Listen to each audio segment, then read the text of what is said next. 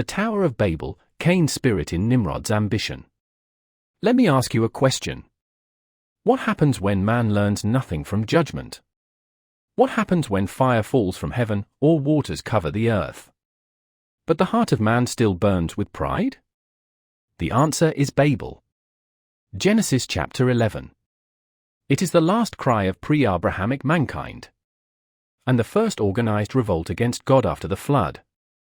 But this time, it isn't sexual corruption or spiritual invasion. This time, it's technological rebellion, ideological defiance. And it begins with one name: Nimrod. Genesis chapter 10, verses 8 to 9 introduces him. And Cush begat Nimrod, he began to be a mighty one in the earth. He was a mighty hunter before the Lord, wherefore it is said, even as Nimrod the mighty hunter before the Lord. Nimrod's name means, we will rebel. He was a hunter, yes, but of what? Some say animals, but others say men. He hunted souls. He hunted nations. He hunted God's authority. He became the first empire builder, the first kingdom after the flood. Genesis chapter 10, verse 10 says, and the beginning of his kingdom was Babel. He wasn't just building cities. He was building an idea. And Babel, later Babylon, was the incarnation of that idea. What idea? That man could rise without God. That we could rebuild Eden without obedience. That we could ascend to heaven, not by righteousness, but by technology, unity, and pride. And so, the tower begins. Genesis chapter 11, verse 4 captures the moment. And they said, Go to, let us build us a city and a tower, whose top may reach unto heaven, and let us make us a name. This is the unholy trinity of Babel. A city, centralized control. A tower, technological access to heaven. A name, human identity apart from God. But the phrase whose top may reach unto heaven is deeper than height. It wasn't about building a skyscraper. It was about building a gateway. A portal to heaven. The Tower of Babel may have been a ziggurat, a Mesopotamian religious structure. They believed gods could descend and ascend upon it. In other words, they weren't trying to go up.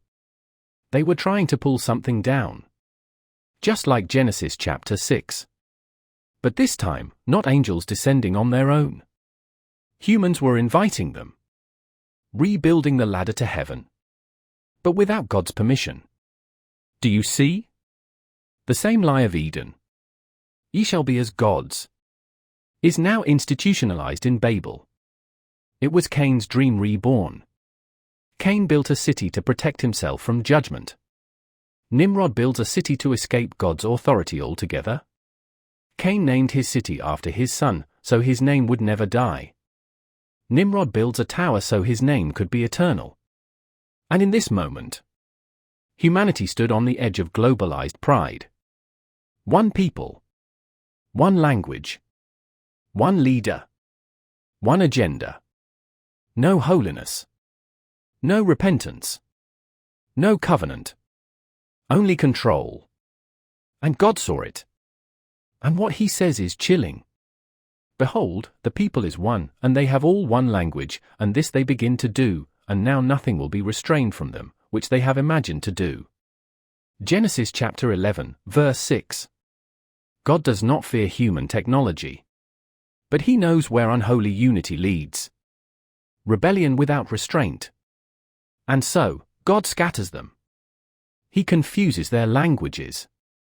And the tower is abandoned. And the city lies in ruin. Not by fire. Not by flood. But by divine disruption of human pride. And this scattering gives birth to nations. It's the moment where God divides humanity into 70 nations, each with their own tongue. But what many forget is this. In Deuteronomy chapter 32, verse 8, Moses reveals something dark. When the Most High divided the nations their inheritance, when he separated the sons of Adam, he set the bounds of the people according to the number of the sons of God. Let that settle. When God scattered Babel, he assigned divine beings to govern each nation. Spiritual princes over earthly kingdoms. This was not a reward. It was judgment. And it explains why Psalm chapter 82 shows God judging these gods for their corruption. God standeth in the congregation of the mighty, he judgeth among the gods. Psalm chapter 82, verse 1. These celestial overseers fell into darkness. They demanded worship. They became the false gods of the nations. Baal, Molech, Zeus, Ra-Odin. They are not mythology. They are spiritual powers, once assigned, now corrupted. And from Babel, every false religion was born. Babel is not just a place. It's a spirit. The same spirit that rises again in Revelation chapter 17 as Mystery Babylon.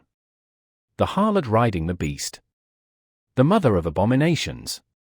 The global system that deceives the world in the last days. That same Cain-Nimrod DNA of rebellion. Of towers, of cities, of names. Still breathes in every empire. Still speaks through every screen. Still builds digital Babels in our time. One government. One currency. One mind. But still. No God. But here's what's beautiful. After Babel scattered the nations, God chose one man to begin again. Abraham. A new seed. A new promise. A holy nation, not built by ambition, but by covenant. And from Abraham would come Israel. And from Israel, Christ. Because God is not against unity. He is against unity without him. And at Pentecost, he reversed Babel's curse. He didn't erase languages. He united hearts by the Spirit. He made one body from every nation. He gave one name higher than Nimrod's tower. The name of Jesus. So I ask you, are you building a tower today? Are you chasing a name? Are you standing with Cain's ghost? Or kneeling at Christ's cross? Because you cannot build both.